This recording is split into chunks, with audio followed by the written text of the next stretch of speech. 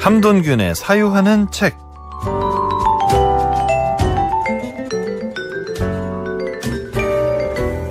일상의 사유를 더하는 책 이야기입니다. 함돈균 문학평론가님 나오셨습니다.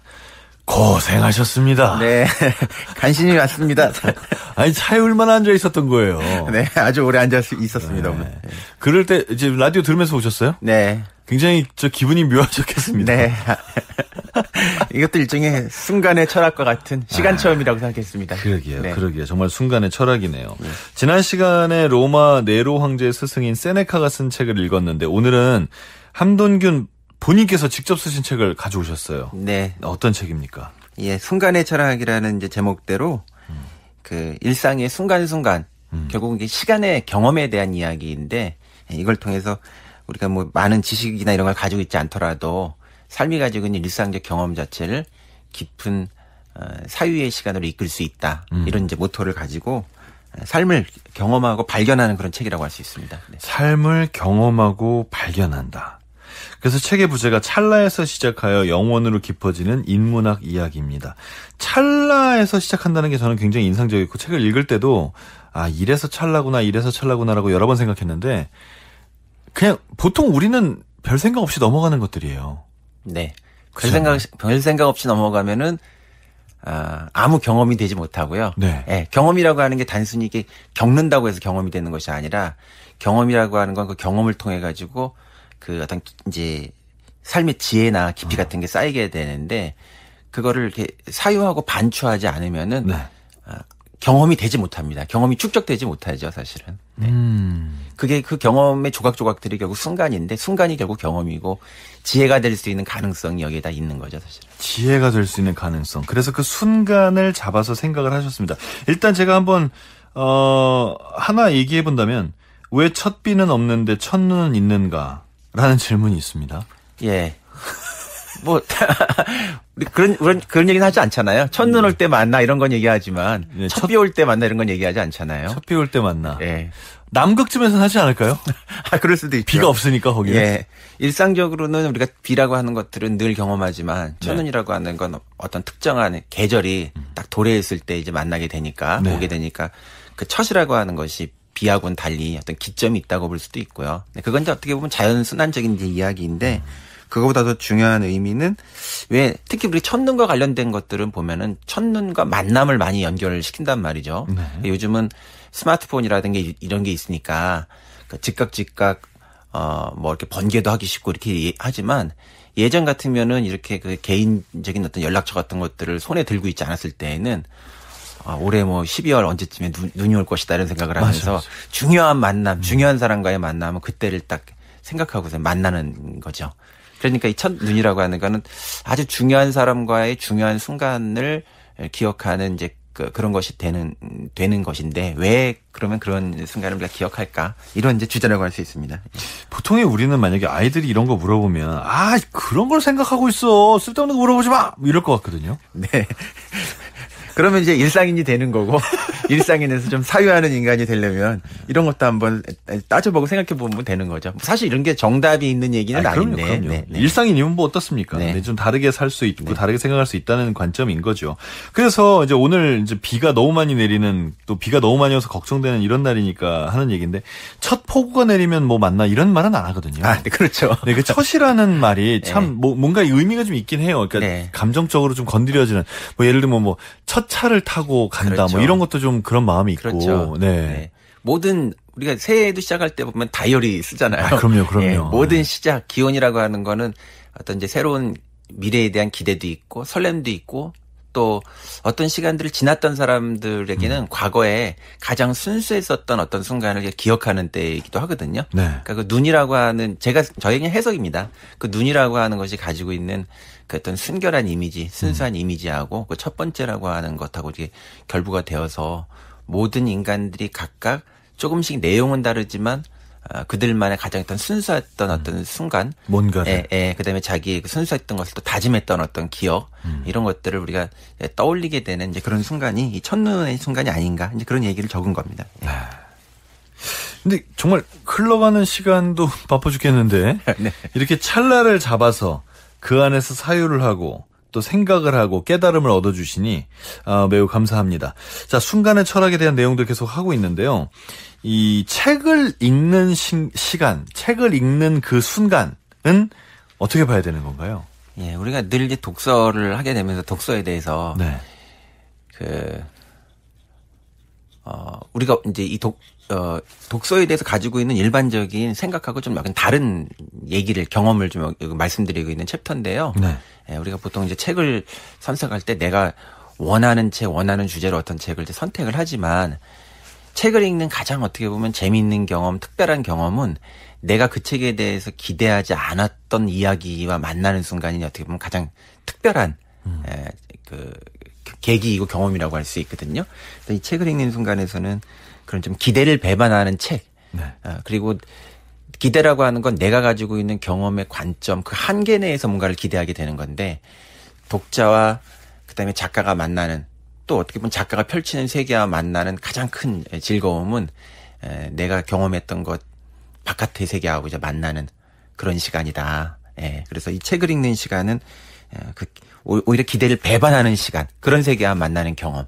예, 그리고 독자가 우리가 보면 능동적으로 뭐 책을 읽는 것을 이제 문해력이라고 얘기를 하고 있는데 오히려 가장 매혹적인 독서의 경험은 독자가 능동성을 어떻게 보면 발휘하지 못하고 책이 만들어낸 저자의 세계에 빨려 들어가가지고 아주 수동적으로 거기 빨려 들어가는 그런 경험을 하게 되는 거.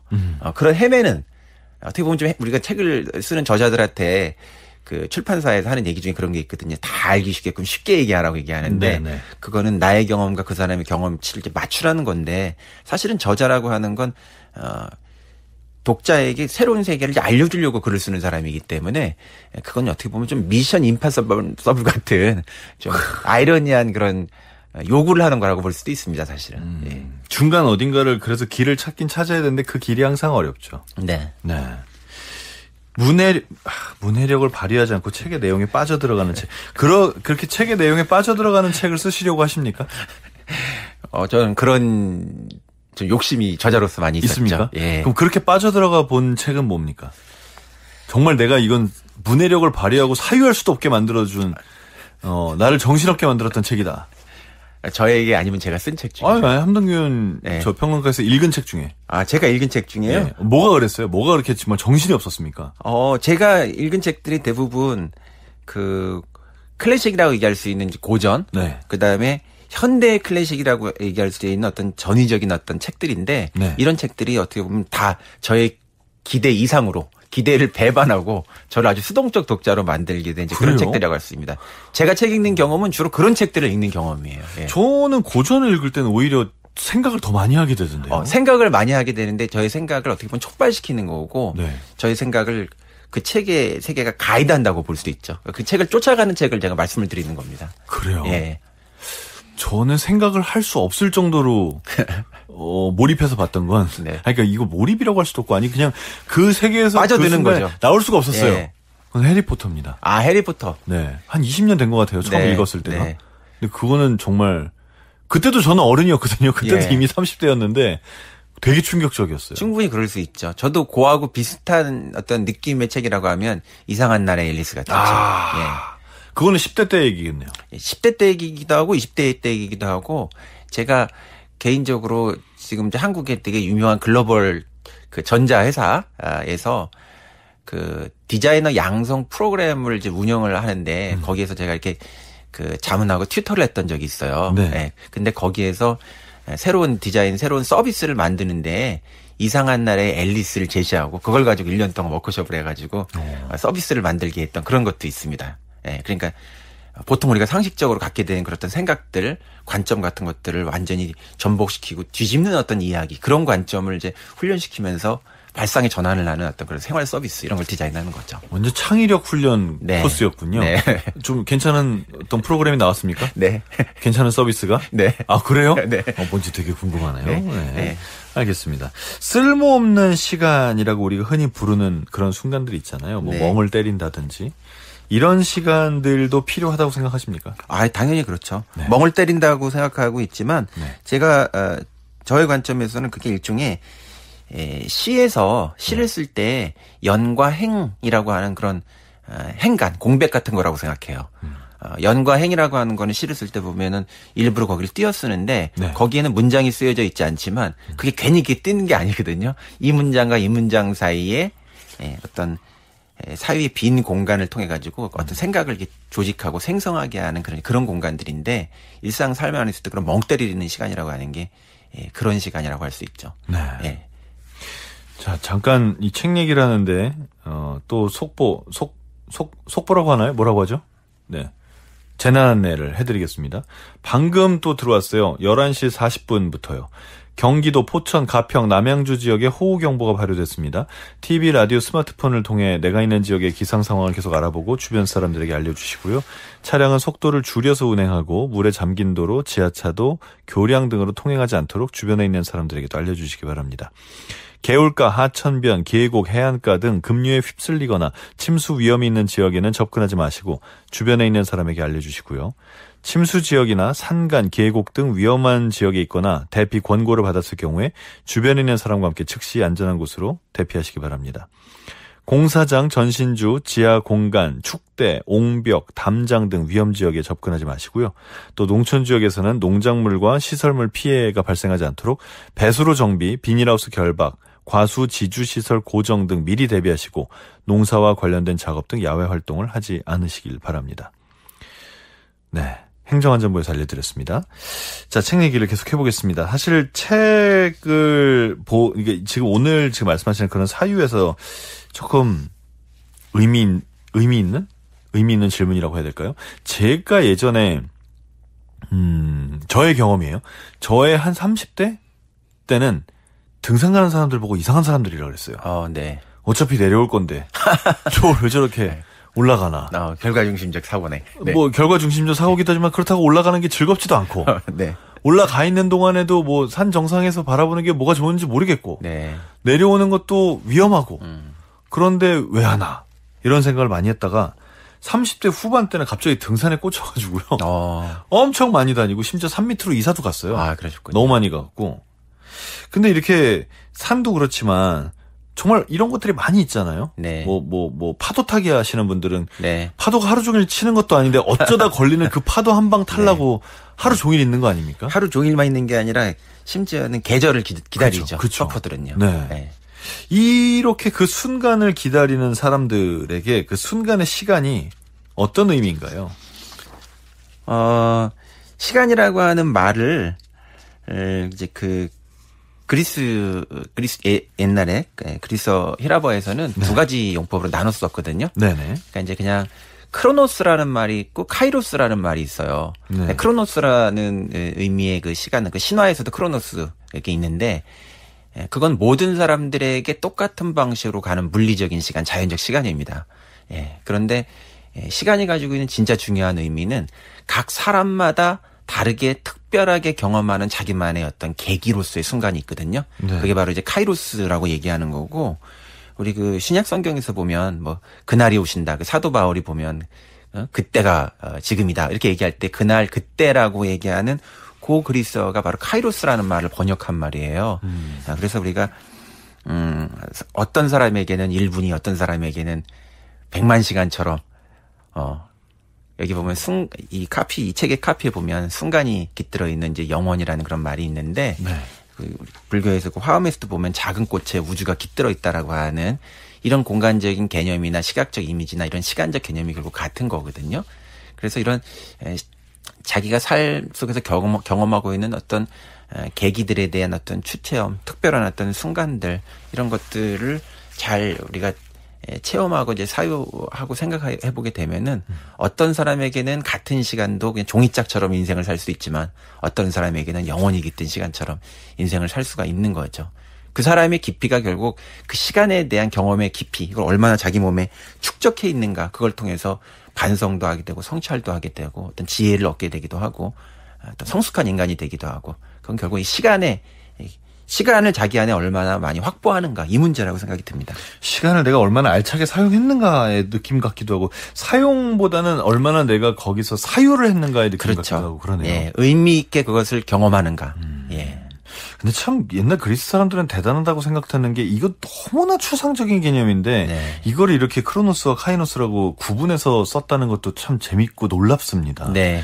요즘에 우리가 생각할 때 그런 것 같아요. 크로노스에 너무 치여 살면 네. 오늘 하루 종일 굉장히 바쁘게 살았는데 뭔가 공허하고 남는 게 없는 것 같고 그런 느낌. 맞습니다. 그러니까 네. 어떻게 보면 현대인들은 카이로스적인 시간보다는 크로노스적인 시간 그리고 그거 어떻게 보면 천편일률적인 시간을 살기 때문에 그 일상인이라는 말이 뭐 그냥 어떻게 보면 가치 중립적이기도 하지만 우리가 문학이나 철학이나 인문학을 하는 관점에서는 일상인으로 산다라고 하는 말은 시간을 그냥 모든 사람이 살던 대로 똑같은 방식으로 경험하기 때문에 관성적으로 사는 삶을 얘기하는 것이거든요. 그러니까 크로노스적인 삶이 모든 사람에게 확장이 되고 카이로스적인 시간을 갖지를 못하는 거죠. 심지어는 잠자기 직전까지도. 예. 예전에는 보면 그 일기 쓰는 시간이 있잖아요. 그게 카이로스네요. 예, 카이로스적인 네. 시간입니다. 단 1시간 우리가 30분 딱 사유를 거기서 뭔가를 적는다 하더라도 하루의 시간을 거기다 완전히 축적을 시키는 시간이기 때문에 그 30분이 24시간이 되기도 하는 거거든요. 네. 그러네요. 네. 그러니 우리가 하루의 대부분의 시간을 크로노스처럼 산다 하더라도 잠자기 전에 뭐 한 30분, 아침에 눈 뜨고 나서 한 30분이라도 크로노스의 시간을 카이로스의 시간을 살아볼 필요가 있겠네요. 그렇죠. 제가 이제 글을 쓰는 사람이니까 글쓰기에 대해서 저에게 이렇게 좀 여쭤보는 그런 사람들이 있어요. 물어보는 사람들이. 네. 그러면 그때 제가 글쓰기 노하우에 대해서 얘기할 때 시간을 확보하는 그런 힘이 결국 글쓰기의 힘인데 그것을 확보하기 위해서 자기 전에 3가지를 해봐라라고 하면서 오늘 가장 난 머릿속에서 갑자기 떠오르는 오늘 뭔가 봤던 어떤 물건에 대한 생각. 그다음에 사람에 대한 생각, 그다음에 인상적으로 어딘가 들었었던 직접 사람과 대화했을 때 들었던 얘기기도 하고 뭐 뉴스를 통해서 들었던 얘기기도 한데 어떤 그 문장에 대한 생각, 이 3가지 생각을 해보게 되면은 하루를 좀 정리할 수 있게 되면서 글쓰기에 대한 경험 같은 것들을 확보할 수 있는 그런 게 된다는 얘기를 좀 하기도 하거든요. 재밌네요. 오늘 본 인상적이었던 물건, 인상적이었던 사람, 인상적이었던 얘기 3가지만 정리해봐라. 예. 저희가 오늘부터 한번 해보겠습니다. 예. 일기 쓰기를 그냥 해라 이런 것보다는 네. 좀 포커싱이 있죠, 그게. 제가 며칠이나 쓸지 모르겠지만 네. 한번 도전 한번 해보겠습니다. 네. 이 부분을 좀 낭독해 주신다면 어떨까요? 예, 어떤 부분을 제가 여기 오늘 가져온 것 중에서 좀 제가 앞전에 여기 참여를 못 해가지고 그랬는데 오늘 비가 오니까 비에 관련된 얘기 잠깐 시 한 편 읽어드릴까요? 네네, 좋습니다. 예, 이게 폴 베를렌느라고 하는 그 문학사에서는 이제 현대시를 이렇게 만든 그런 사람들 중에 한 사람이 프랑스의 상징주의 시인들인데 그 중에 이제 한 시인이거든요. 이 시인의 약간 그 2개 정도의 연을 좀 읽어드리고 왜 이걸 썼는지에 대한 얘기 정도 오늘 하면 그냥 끝날 것 같네요. 보니까 시간이. 시간이 이렇게 됐구나. 네네. 네. 굉장히 유명한 시인데 내 마음에 눈물 내리네라고 하는 그 시인데 비에 대한 시거든요. 네. 도시에 비 내리듯 내 마음에 눈물 내리네. 이 우울은 무엇이기에 내 마음 깊이 파고드는지. 역겨워하는 내 마음에 이유 없이 눈물 내리네. 뭐라고 변한 것은 없다고 이 슬픔에는 이유가 없네. 예. 짧은 부분 읽어드렸습니다. 예. 이건 또 참 뭐라는 거야 싶은 구절이네요. 예, 뭐라는 거라고 생각하실 수 있는데, 네. 이거 여기에서 주목해서 보실 거는 도시에 비가 내린다라고 하는 그런 문장이 중요해요. 네. 저희가 지금 순간의 철학에 대한 얘기를 하는데 이분은 비가 내릴 때 비가 내리는 순간에 이 시를 쓰셨거든요. 네. 근데 이 비가 내리는 순간이 어떤 때냐면 도시에서 비가 내리는 경험에 대해서 쓴 겁니다. 예. 근데 좀 재미난 게 이 문학사에서 보면은 비에 관련된 시가 근대 이전에는 그렇게 별로 없어요. 아, 그래요? 예. 그러니까 문학에 비라고 하는 것이 집중적으로 등장하는 거는 사실은 현대인데 현대라고 하는 거는 공간적 물리적으로 보게 되면은 현대적 도시가 생기기 시작한 것이 바로 이제 현대라고 얘기할 수 있어요. 그런데 그런 현대적 도시에 대한 경험을 최초로 했었던 그런 사람들이 이제 유럽에서는 파리가 인공도시로서 그 가장 먼저 조직화된 그런 도시 중에 하나였기 때문에 이 19세기의 이 사람들이었거든. 19세기 프랑스 사람들이었거든요. 이 사람이 이제 도시에 비가 내리는데 이 비가 옛날에 비가 내리는 것과는 좀 다르게 이 도시에서 비가 내리는 것을 이렇게 경험을 해보니까 우울하다는 거예요. 비가 내리면 우울하다는 거예요. 그럼 왜 우울한가? 그러니까 비가 내릴 때 도시에 비가 내릴 때 갖게 되는 이 우울의 경험 이게 바로 현대적인 경험이라고 이 사람은 생각을 하고 있습니다. 야, 농촌일 때와는 다르다 이거죠. 예, 농촌에서 비를 보면 시원하네 여름에 이러거든요. 근데 도시에 이렇게 비가 내리면 그러네. 예, 우리가 좀 우울해지면서 뭔가 멜랑꼴리해요. 네. 예, 그래서 우리가 요거 코너 제목이 사유하는 책인데 비가 내릴 때는 우리가 능동적으로 사유를 하기보다는 우리 안에 있는 생각이 올라옵니다.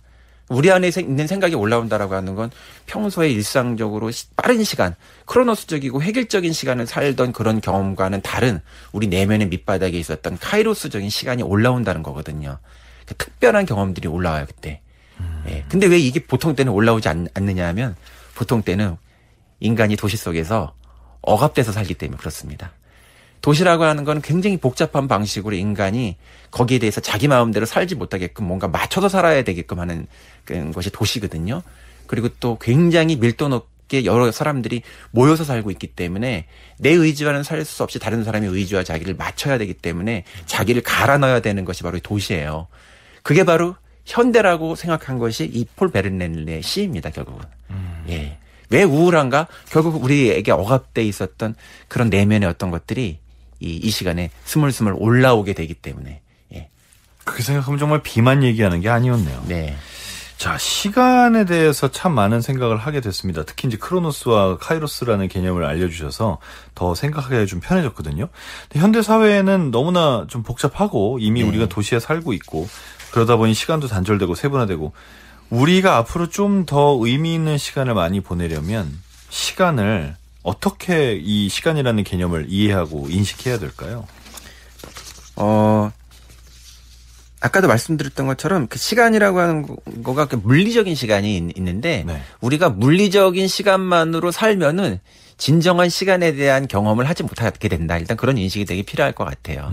예. 그리고 시간이라고 하는 게 그냥 그런 물리적인 것으로 주어져 있는 것이 과학적이고 물리적으로 주어져 있는 것이 아니라 시간에서 훨씬 중요한 것은 이 경험이다. 예.